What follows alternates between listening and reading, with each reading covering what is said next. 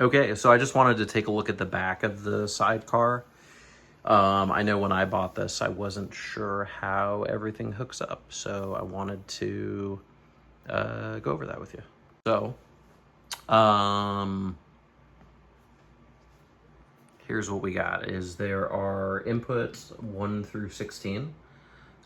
This is going to handle, in this case, this Sidecar is wired for stereo modules on 9 through 16. 1 through 8 are wired for mono modules. And they have this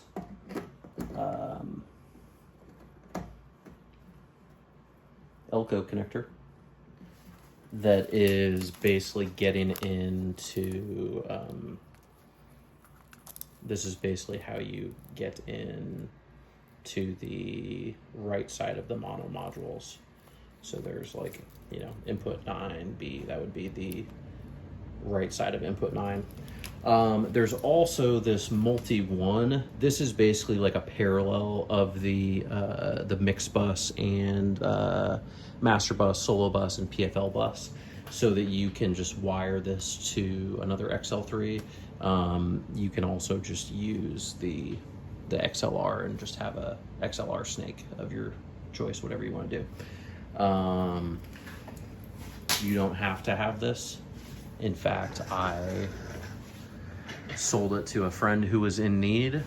He didn't have one and was taking one out to do a show, and so I just got rid of it because he could put it to more use than I could. However, still good to use these. So if you want to link two consoles together, this input and output here, that's how you would do that, to link another console. The serial input, this guy, what I'm told this actually is, there's nothing on the other side. It's not connected to anything. And this was a way that Midas could get around tariffs in some South American country, is they could say this is some sort of computerized doodad that has a serial port on it, and they didn't have to pay as much in tariffs, or rather the country wouldn't charge as much in tariffs, so it would be more affordable to the end user. So this is actually just a dummy port and doesn't actually do anything. Then you have all of the inserts on a TT jacks.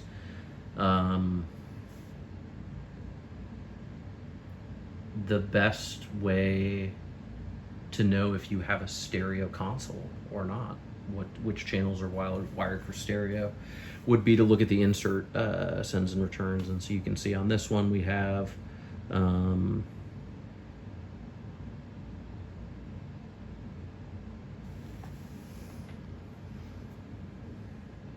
1 through 8 right here, send and return.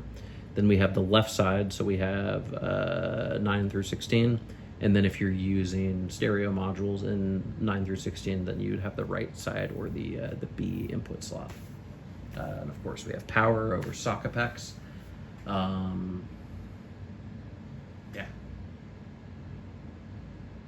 Master bus outputs, left-right bus outputs. So you can really use this as like a standalone mixer. You just don't have any master meters. You don't have any headphone jacks, but it'll still pass signal. And I'll crack it open and show a little bit what's going on inside. Okay, so we got a lot going on in here. The XL3 and XL4 are completely hand-wired desks. Which is awesome because you can do like modifications to them. You can repair them much easier. For the Heritage series, if you've used a Heritage, you'll know that like the inputs and outputs and inserts are all built into the modules, and you can put the modules pretty much in any slot in the console. That's not the case for the XL3 and the XL4 because everything's just hand wired. So if we look at the, let's see if I can get this on camera here.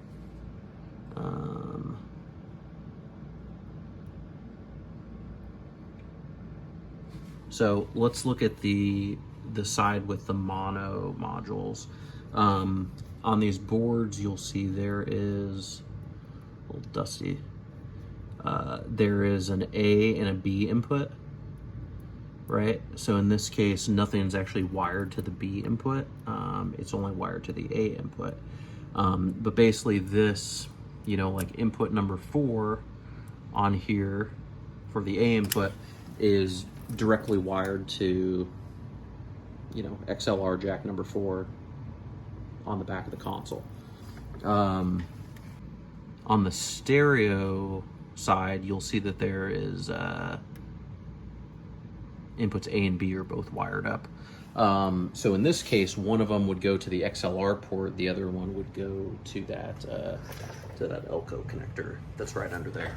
But what you can totally do is you could totally, if you have like a 40 channel XL3, there are holes for the stereo channels, and you could just, you know, wire it to that second hole, that second XLR jack, and just throw in any sort of switchcraft or Neutrik XLR connector. So same thing goes with all the insert jacks. The inserts are, you get the insert send and return, and the direct out. Currently nothing's wired to the direct out, but the insert send and return is wired to the TT jacks that are all right here. We could take a moment to look at this beautiful hand wiring that the fine folks in England did 20, 30 years ago. They did a fantastic job. Look at that. It's a thing of beauty. So then I'll mention too that these boards, the other side of these boards, is basically right here. So all of the input and output and the insert send and return, and I believe some power for the input modules, gets everything from here. And then this side, this is all the auxes and left, right outputs, all your outputs section is right here. So just kind of have your inputs furthest away from you, outputs closest to the fader. Okay, the other thing I want to talk about is the summing board in the Sidecar.